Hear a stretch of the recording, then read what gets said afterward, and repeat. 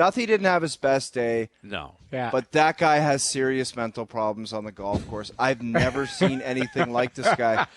I'm telling you, I would get up and I would say, Jimmy, this is what your yardage is.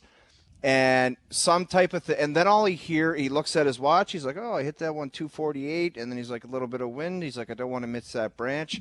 He's like, I got to stretch my groin. I got to walk. And I was like, how is this guy digesting all this information? He is. I can never ride in the cart with him again. He stressed me out. He thinks about like little twigs that are sticking out of trees. And Wow. I can't take it. Like he's got mental problems on the golf course, serious ones. Well, he overthinks it then. That's there what was he's a lot doing. of thinking. He jammed himself up. He forgot his wedges at his house. He was chipping in his backyard, so he didn't even have like the appropriate clubs. And dude, do you that's know how tough for annoying it anybody. is when the guy's like, can I use your 58? Can I use your 58? Can I use your 58? And every It's time tough. he grabs it, he hits the golf ball on the forehead and he sculls it 80 yards somewhere else in the wrong direction.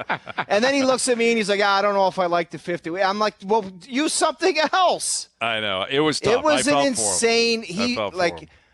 Me and him are going to play a lot of golf in our lives, but I can never ride in the cart with him. There was some weird ass stuff going on. I've seen him play exceptionally. He's just like me. It's hot or it's cold. Like that's what it is. JD and I are basically the same. If we're on, I've seen him shoot 76, I think 78, be dialed, and then I've seen it go the opposite way, and he's seen the same out of me. He's seen me chop it everywhere, and today happened to be a masterpiece at Weston. And people were buzzing, Noodles. I was walking off. I think I saw Weeksy there giving me a wink. I think Pooley was waving at me. There was a lot of buzz on the grounds for how I was playing. And it was just one of those days. It's a magical day. So, yeah, he got me last week, but now I'm actually plus money, and I'll be collecting, I'm sure, the next time. Okay, so, what did you shoot? What did you shoot today, Noodles, I shot 2 over par. Like, it's so not you were bad. 74. Well, I didn't you play shot a that 74, good. and this guy shot a 79. Right. And you're in your pocket because he lied I was about an getting 11? No, I'm not lying. That was my number. Now my number's at 10. After I posted a 79, my number went down again. Okay. That's the way it works. Noodles, I just got to tell you, the guy was dummying me on the course, okay? Yeah. Dummying me. And one of my close friends, who's also a member, had to sit with him. I can't even imagine how miserable of a day he had.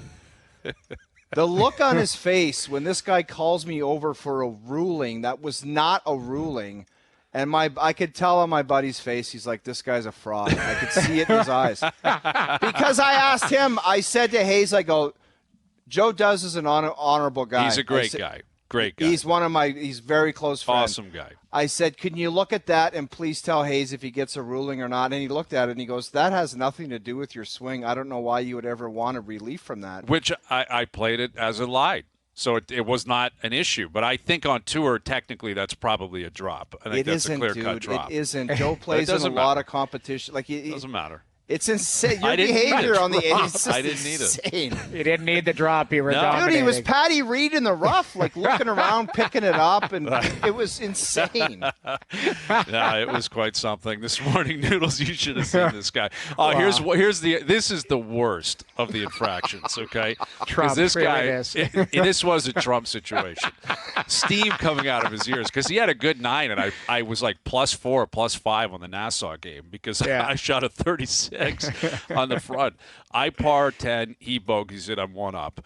He bogeys 11. I think I was 4 for 3, so I think I'm 2 up. Now I'm in a cart with Joe, who I've never met before. Great guy. Yeah. But there's no water or anything on this guy's course, and I am so thirsty and so hungry. And the halfway house is at 12. So I get there first, get out of the cart, and I'm waiting for this guy to wave him down, be like, I need you to go in and pay for this for me. It's your play. He blows past me. And I was looking at him. I'm waving at him. I'm like, hey, idiot, I need something here. No, this guy's such a pig. He says to me and Duffy, do you guys want something in here? And I asked James earlier. He's like, no, let's just go to the tee. But it's your club. Like last week when we were out at my place, he goes, breakfast Sandy's, call it in. I had to call in a double egg, double bacon. I'm calling in Sandy's for this guy. I just want a muffin on 12. Dude, I can't get a all reaction. you have to do is go in there and say, I'm playing with Jeff O'Neill, put this on his chit. How hard is that? I don't care what I you don't have know in if there, that's you the way moron. it operates there. She may look at me and say, I can't do that. I haven't seen Jeff. I don't, it's not fair to. So Joe's picking up muffins for me, and it's just, he probably does look back on it and say, how did I get straddled with this guy? Yeah, and like, what am I doing with this cat? The best part about it is him blowing by, just waving you off, and you are starving and parched. That's what it is. 2.5 hours in. I haven't had a sip of water. I'm so hungry. This guy makes eye contact and blows past me. Like right past me. I'm like, you got to be kidding me. Now that I think back on it, you look like the Griff pick where you had a growl on. I was so hungry. And the thing is, dude, if you were with me, I would have been like, I'll take a muffin. I'll take a bag of chips. Like, I was so hungry. Yeah. But I had to go in with Joe, and I'm like, I'll take a water and anything you can give me, because I didn't want to force him to pay for something. I mean, dude, it's a Now, good you guy guys club. can't- He's a great guy. You just Awesome say guy. to the lady in there, I'm with Jeff today. He has a chit. The worst part is, Hayes, after you hit your T-ball, I went back there for a snack pack. I did a button hook, and I loaded up on some made goods. I had a bunch of goodies in there, and I did not know you had interest in that. I was looking at you, honestly, like puppy dog eyes. I'm like, you got to stop, man. I need you to come in here with me. And you were burning rubber past me at the halfway. But it was awesome. JD was great to see him. Great to see you and meet Joe, and great people out there. Awesome spot. It's all good. I only have one question, though.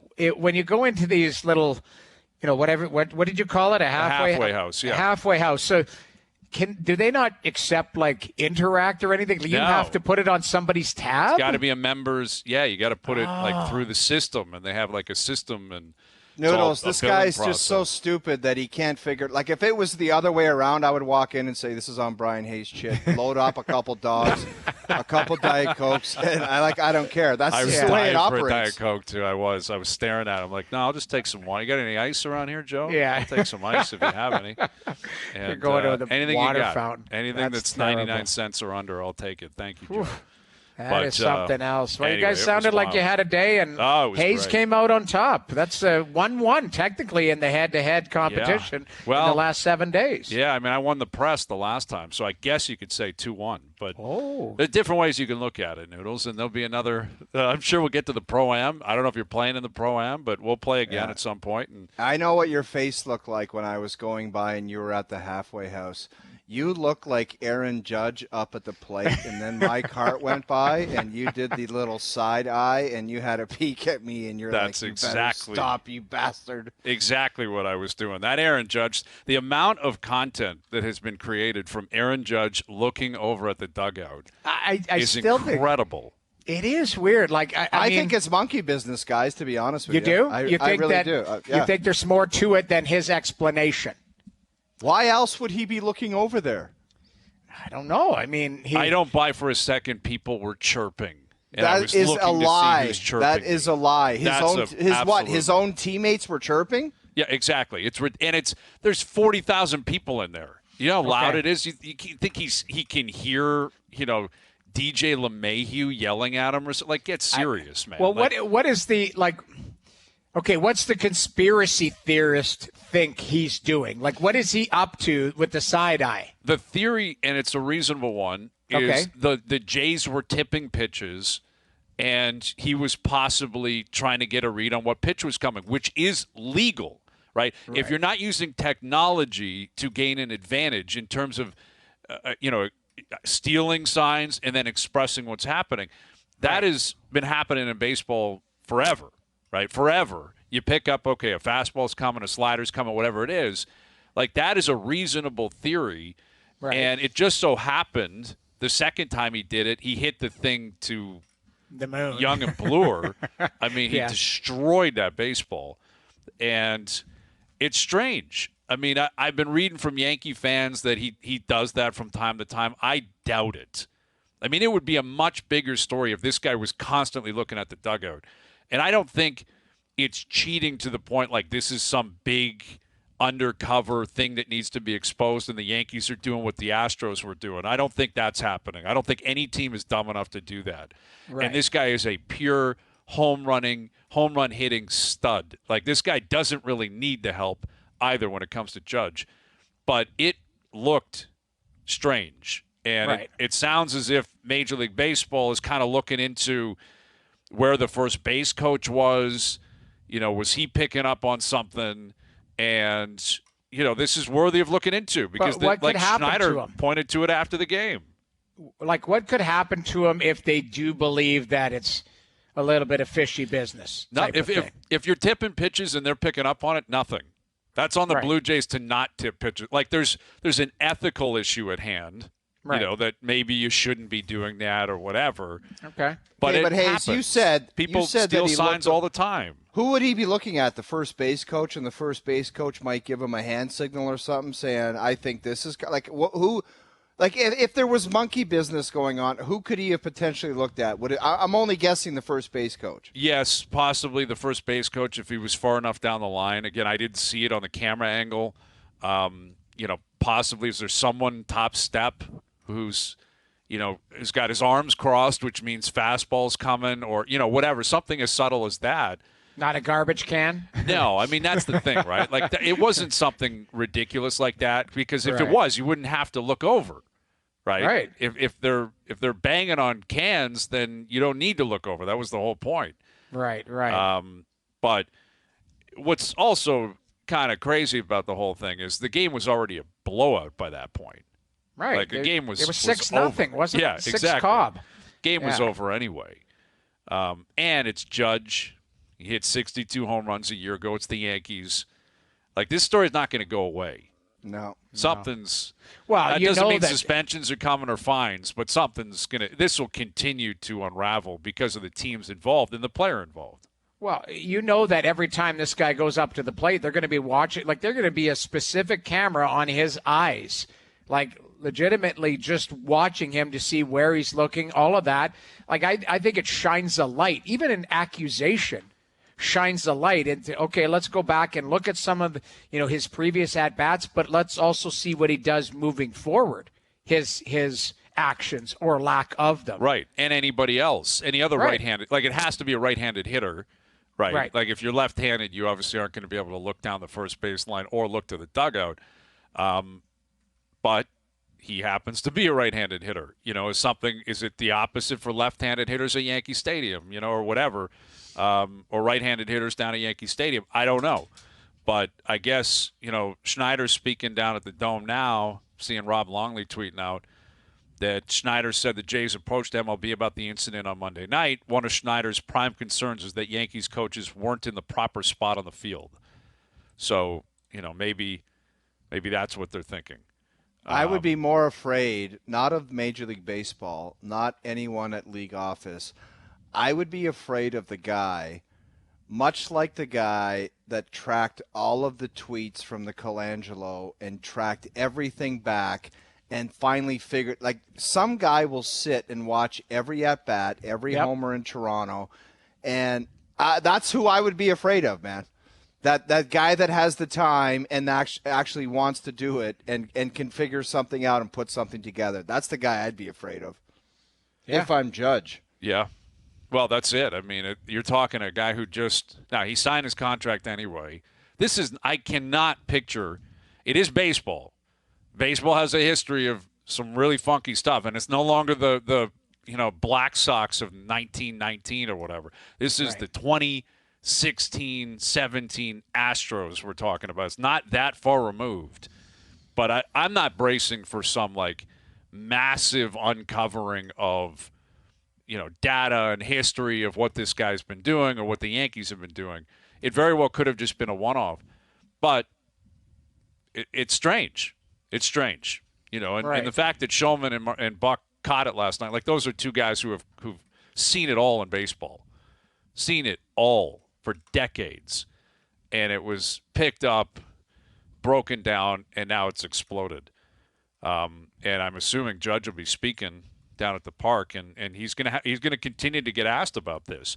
Like, last night, you could tell the Yankees PR, they were on it quick. Yeah. They knew what was coming. They got to him, they got to Boone, and they got everyone on the same page, right? Chirping by the dugout, he was looking over like, hey, I'm hitting here. Okay. Yeah. All You're right. distracting me. Yeah. Yeah, know. it did seem a bit weird, but I like watching his interview, the music was blaring, like you couldn't really tell what was going on in his scrum because they were, it was like a dance party in there, like listening to his I guess interview. you get a big win on the road on a Monday night, Fair enough. that's going to happen. But, yeah, so you got game 2 tonight, Gausman on the mound, and – the story of the night became what happened with Judge, but really it began with Alek Manoah. Man, this guy's in a blowing tough up spot. again. Yeah, like 7 walks. That's as bad as Barrios basically ever looked. Like as bad as Manoah has been here, that's how bad Barrios was. Mm-hmm. Kikuchi's different because he was always a back end of the bullpen guy, but like Barrios and Manoah, last year Barrios was the man. This year, it was Manoah's the man. It's basically, if you get the ball opening day, look out. The last 2 years. Opening day, starter for the Blue Jays. Look out. And it's been 9 starts. This is not 2 or 3 starts in. There's no more. It's early. We're talking almost a third of the season for him, and his ERA is bloated. He is walking guys like he needs an eye test or something. It crazy, honestly looks, Hayes, the lack of looks command like he has. Lack of command, and there looks to be a fatigue out there, and I don't know if the pitch clock's speeding up and making him rush a little bit. I don't know if he was that guy that walked around, looked at center field, looked at the scoreboard, and then got back on the mound and took a deep breath. I don't know if the pace has affected him because sometimes it looks like it. I don't know about velocity, but it just seems like he's gassed out there. Well, that's it. Like, is it a coincidence that the pitch clock began with this blow up, or is there something to that? That not so much like any individual pitch sequence, but if he gives up a hit or a home run, did he used to go for a stroll, right? Like, did he used to, if he didn't make a pitch, and I don't know. I mean, I don't recall his routine after, feeling like he missed his spot or feel like he was off a little bit. But the fact of the matter is it's not changing, right? The pitch clock is not going anywhere. So if that is a part of the issue in any capacity, it is imperative he figures it out, Pete Walker figures it out, John Schneider figures it out, because this guy is getting hit on both sides of the plate. Like right-handed hitters, it's one thing for Aaron Judge to do that. Judge is Judge. But I was looking up his stats against righties today. He's got basically a 5 ERA against righties. He's given up the same amount of home runs against righties. He's walking guy. Like, this guy used to be, sliders away on right-handed hitters and picking his spot. And we know his stats. We know what he's done the last 2 years. Everyone knows. And right now, it's a mess. Yeah. It is a mess. And the bullpen is on gas every time he's out there because he never goes deep in games, or it feels like he never does. It's a real concern. Yeah. Real concern. So we'll get more into that with Steve Phillips later this afternoon. His take on what Judge was up to last night, the explanation from the Yankees, what's going on with Manoah, and how can the Jays find a way to straighten that out. Jason Strudwick will join us today. So Struddy's coming up today. Struddy, of course, is in Edmonton. The Oilers were speaking today. It was a lot of cup or bust type of stuff coming out of McDavid, Draisaitl, Hyman. They have high expectations, just like the Leafs do. Yeah. But they're out. They're out in the second round. And they would have played Dallas, turns out, if they beat Vegas. Well, I'll tell you what, this Peter DeBoer can coach in Game 7, say. Sure can. 7-0 in Game 7. Man. Yeah, and Peter will join us later. Somebody didn't have fully belief that Dallas would get it done. Maybe Pete has something to say to you, Hazy B. Yeah, possibly. Well, yeah. I was looking at it this morning, guys. Like, outside of Florida, which we know, 8th in the conference, 92 points, got in, 8th seed. Dallas was 2nd in the Central, 1 point behind Colorado. Vegas won the Pacific. Carolina won the Metro. Like, we probably shouldn't be surprised at 3 or 4 teams being there, really. Like, yeah. when you know why, Jamie? Because there's not a lot of the marquee star power, and that's why everyone's like, oh, who the heck's left in the Final Four? No, I get 3 that. of the division leaders. I get that. That's my point. Like, it's just when you actually take a look back, 3 of the 4 teams had really, really good seasons. Now, different seasons. Vegas went through 5 goaltenders and injuries and all of that. That's what people were complaining about, the salary cap. But Dallas, very consistent season, 108 points. Like Carolina was a rock star team. I think they were second or third all season long. So, it's the Florida team, obviously, because we saw it here in Toronto. They were the 8th seed. But they won the underdog. President's Trophy a year ago. A year ago. You're right. So they've had regular season success, the last couple of years. Correct. Peter DeBoer in a couple of hours. Mike Johnson coming up just after 5 o'clock. Confirm or deny still to come as well. And we got Struddy up later this hour. OverDrive continues. TSN 1050 and on the TSN app. OverDrive continues. Brought to you by FanDuel, bringing you everything from the opening line to the final score. Jason Strudwick here in a few moments. Mike Johnson from the World Championships just after 5 o'clock. Confirm or deny still to come. Got Peter DeBoer on in 2 hours. Mr. Game 7. Peter DeBoer. 7-0. Well, you called it, I think. I thought you said that Dallas would show up, or maybe the kid would show up, Ottinger. But they, that Seattle team, boy, they made it interesting. Boy, Noodles, are you pissed as a goalie when you got the shutout cooking and there's just a blunder out in front with 12 seconds? And you're just a greasy backhand shell. Come on. I'll never forget when we beat out the Leafs in Toronto in Game 6. I had the game winner. And I'm like, this is going to be so money. Like, I got an OT winner. And I'm going to get the game winner in elimination game. I stole the puck off Caberlet and beat Cujo. It was 2-1 Canes, and I'm like, do not butcher this. And Sundin scores, and I'm just like, now I don't get the game winner. I would be so pissed if I was the goalie. Shutout dialed in. Yeah. 11 seconds, they score. You can give the lip service all you want. It's like, we're glad we won, which obviously Game 7, you're moving on. But you want the shutout. Like it took me a while to get my first shutout in league. I think it was like 27 or 28 years old.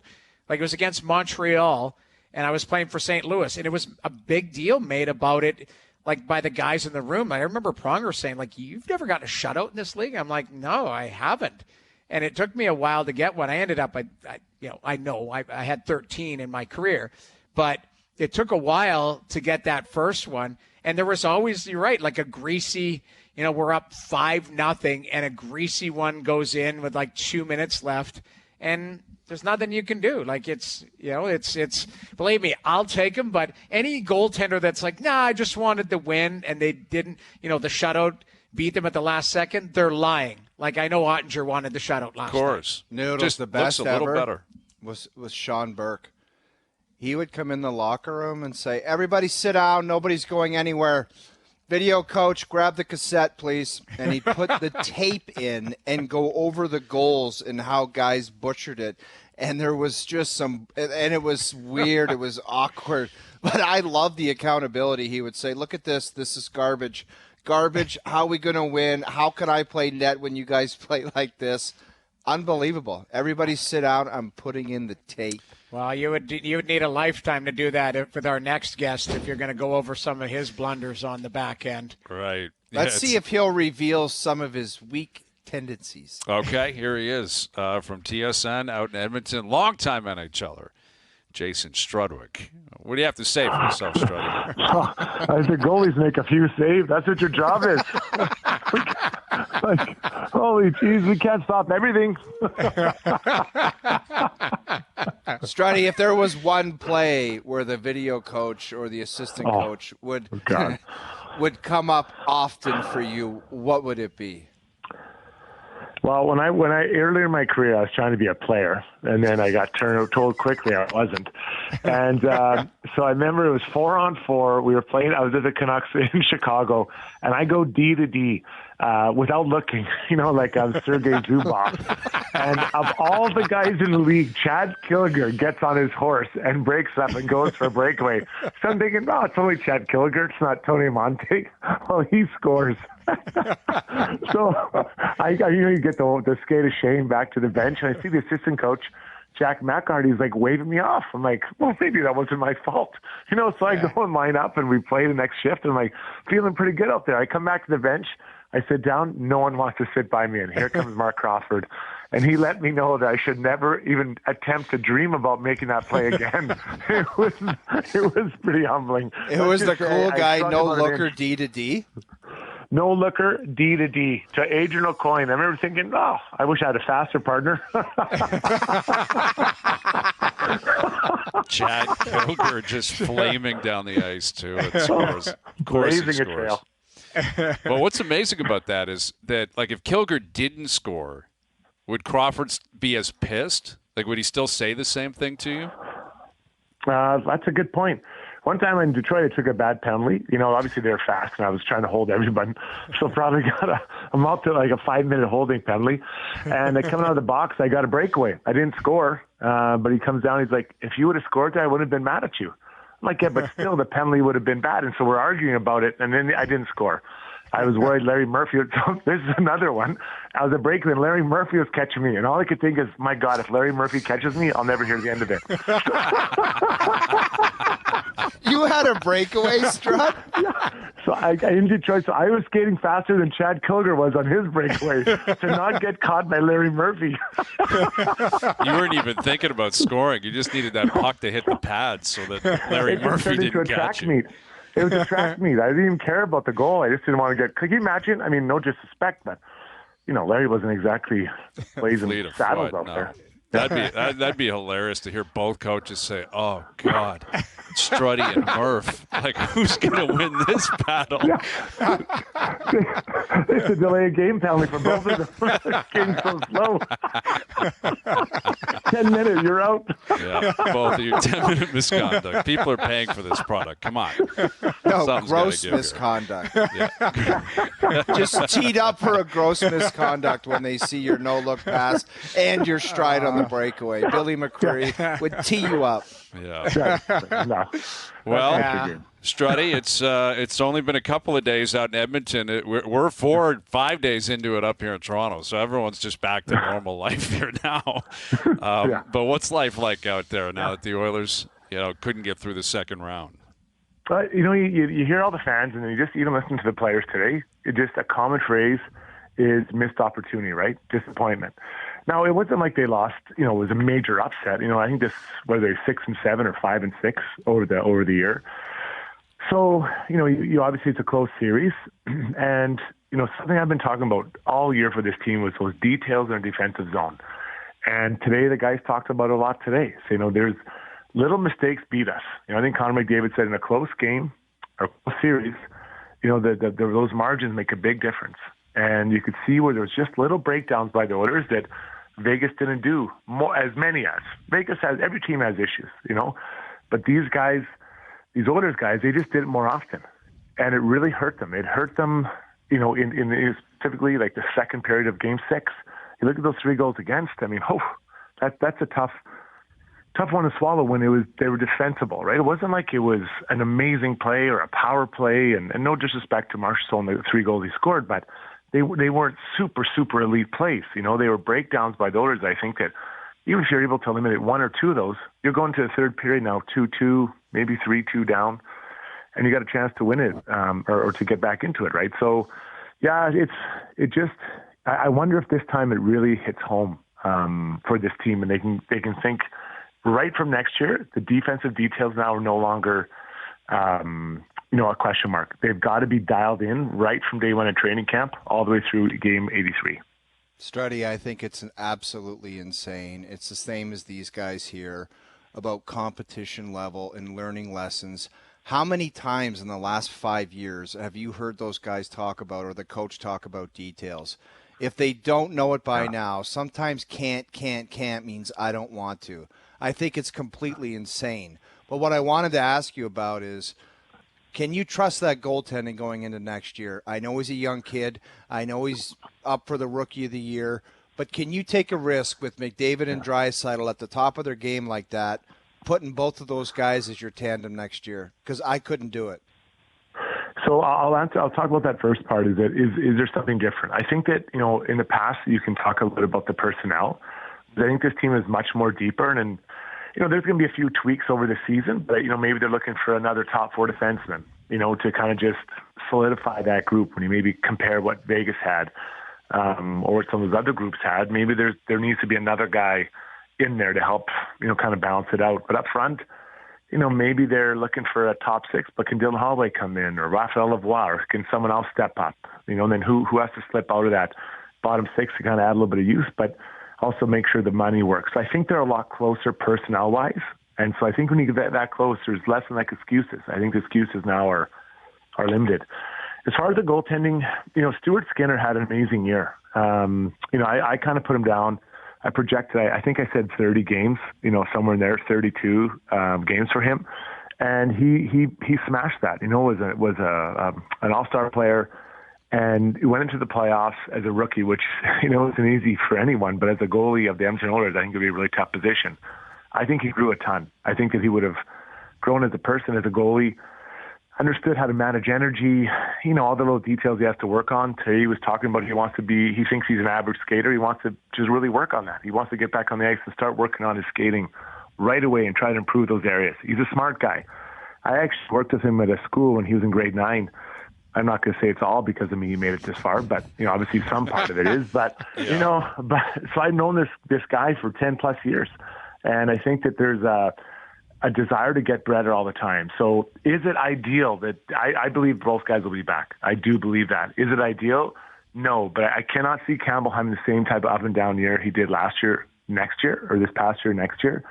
And I think Skinner will be that much better for the experience. So I expect the overall goalie play from the Oilers to go up as from what we saw this year.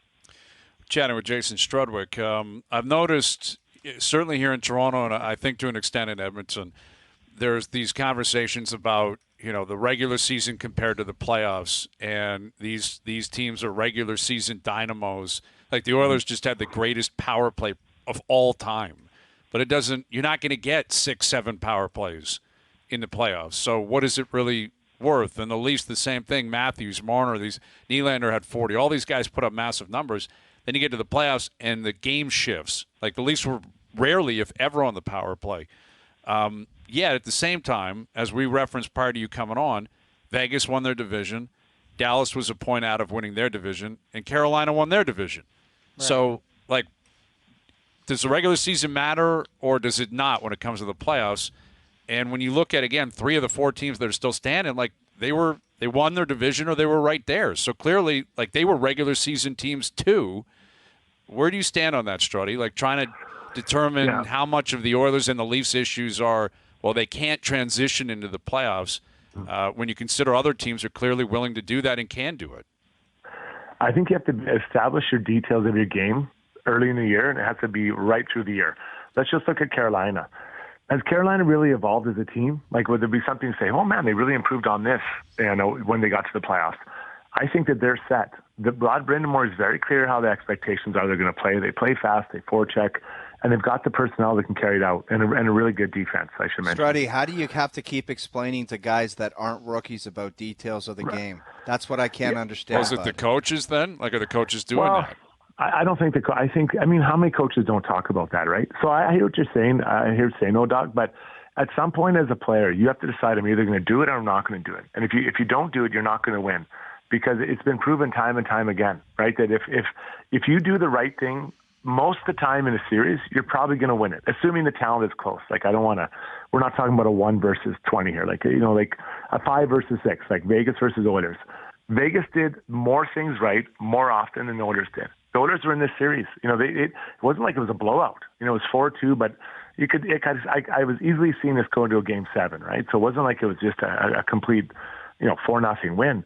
But Vegas did the right things more and more often. You look at the first period of Game 6, I thought the Oilers carried the play. Didn't dominate, but they carried the play more than Vegas did. Then in the second, Vegas completely took over. To steal Connor McDavid's word, he used the words clinical. They were clinical, and they were. Puck forward, attacking with speed, forechecking hard, keeping the puck below the tops of the circles. None of that is sexy hockey. You're just, you go work from low to high, you get point shots, lost coverage by the Oilers. Oh, Marshall's wide open. I'll tuck this one in, right?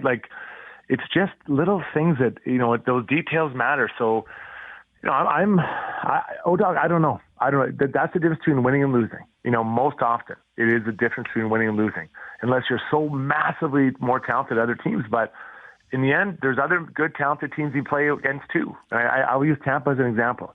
Tampa was so talented, they get their teeth kicked in by Columbus, and they say, enough. Now I want to play a different way. And they were one of the better runs we've seen for 3 years in the NHL, or even 4 if you want to count this year, although maybe not quite as deep in the playoffs. Struddy, do you anticipate? You just talk about maybe no tinkering, or just maybe a little bit of tinkering, but do you anticipate that everyone's kind of safe out there, management down, or do you think a guy like Ken Holland would move on, or is there Woodcroft you think is safe? Like outside of the Twitter armchair GMs, I mean, because there's a lot of those in this market and in Edmonton and throughout Canada. But do you sense that everyone, you kind of run it back just with maybe, like I say, a little bit of depth here, a little bit of additions here or there? Do you think that everyone kind of comes back? Well, I think basically everyone has been fired by Twitter, including the brass band that plays here in Edmonton. And I like the brass band. I used to play the trombone. I might be invited to that team next year, so I don't want to reveal that just yet. But listen, Ken Holland, let's talk about the GM. Every year he's gotten here, the team's improved. From game one to the end of the game, to the end of the year this year, the Oilers were improved by some of the players they brought in, right? Costin, and obviously the big guy, Ekholm. Huge additions to this team. Huge additions. I said, not decisions, additions. They're huge. So he's made some good moves to keep moving this team forward. And Connor McDavid said it today. He said, we're a better team as we finish the year than we started the year. That's his job. So now his job again, and I believe he'll be here as the GM. There's some rumblings that maybe Steve Staios might go in as GM or whatever, but it's a collective that's making this decision, as most groups are. Right. They have to now be better in September than they are right now. So there has to be some additions. I talk about the top 4D. Right. I don't think they're there. I don't believe that is a top 4D right now. I think Cody Cease is a very good, NHL defenseman. I see him more as a 4 or 5 than a 2-3 or, even a 3-4. It's a big difference. So can you find a way to upgrade there? And this is an indictment of Cody Cease. We're talking about trying to be the best team in the NHL. And you have to be able to compare. The other guy's Yamamoto. Is he a top 6 forward or is he a bottom 6 forward? Quite a few chances that just kind of missed on, right? And it's unfair to say that, but that's what you're judged on. Can you bury those chances? Can you handle the heavy going? Since Ken's here, he's arrived. He's all he says, I want to get bigger wingers. He's added nothing but size and speed on the wings. Go through it. Fogle, Hyman, Kane. All these guys are big, fast wingers. They can skate. Yamo doesn't seem to follow that build or just to suit what he's trying to do. So is he here next year? Can he add someone else who's a little bit bigger? Does Dylan Holloway, who is big and fast and can score, is he the guy? But do you want a 21-year-old rookie or whatever, or not rookie, but you know what I mean, a young player in a top 6 role on the team? These are the things that you're trying to just keep adding to your depth and just make it a little bit better. But they're close. But unfortunately, it's kind of like, a diet. It's easy to lose the first 20 pounds. The last 5 is the hard one when you want to actually put that swimsuit on in Vegas. Yeah, that is very valid, Struddy. Thank you for that, and thank you for this, buddy. We'll do it again soon. Yeah, I can't wait, guys. I know no more Oilers wins. We'll just have to wait till next year, I guess. Yeah, well, exactly. Yeah. There'll be a lot of losses during the offseason. I'm sure we'll call you up. Make sure we get you on. Say to Luke Richardson we have him on. Tell him I'm sorry. Yes, we will. We love him. As do you. Your idol, who you had to try to beat up one time. See you guys. Thanks, Struddy. There's Jason Strudwick, TSN out in Edmonton. Tried to fight Luke Richardson because he liked him so much. Yeah, I can't remember. Weren't we supposed to bring up something with Struddy? I reminded you guys to tell me, and I can't remember. We were supposed to bring something up with Struddy. I don't know. It'll come back to me. Well, next time we have it on him on, I will mark it down. But we'll come up with it. Like Edmonton, I don't know. I don't know what I'm not sure I'm bracing for much. There's always movement. Like every team in the league, you have to continue to move forward. I agree. Of course. It's the same thing. It's the same thing, guys. Like the amount of times in the McDavid Draisaitl era, as good as they are, they win Hart trophies. But that whole team, if I hear again how many times they have to focus on detail, how many times you need to be told. They go through stretches. They went through a stretch that got the last coach fired. It's never ending. It's the same thing. The details. We got away from the details. How many times do you need to be told that? Like, if you want to win, the details got to be locked down. And as I said, sometimes can't or this or that means I don't want to. Well, I think there's no other way around it.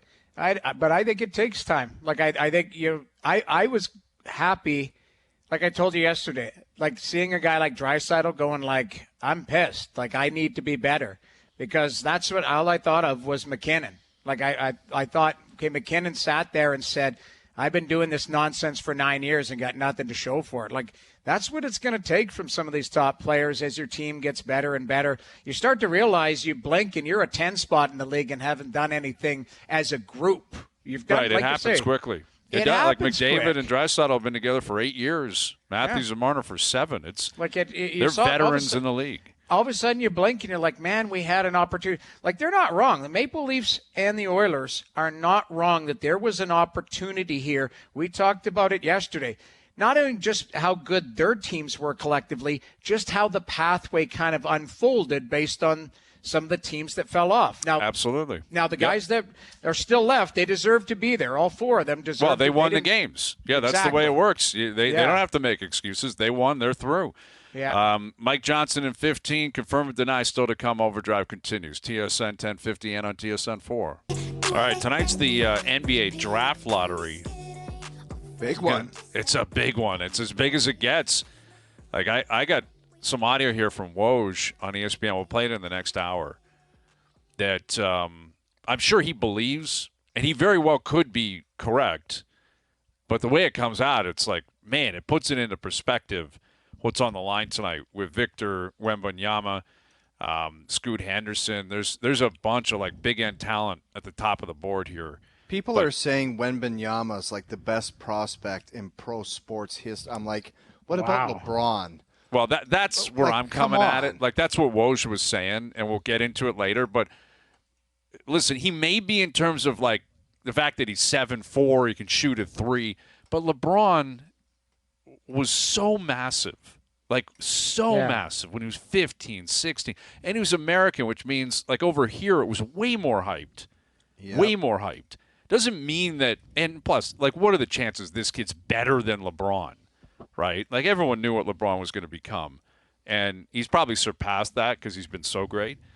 But, man, lofty expectations. A lot of pressure on this kid. But whoever gets him, game changer. Absolute game changer. Tonight, Raptors have a 1% chance of winning the lottery. Can you imagine if they won it? Wow, it'd be crazy. Crazy. Yeah. More on that into the next hour. Overdrive continues. TSN 1050 and on TSN 4.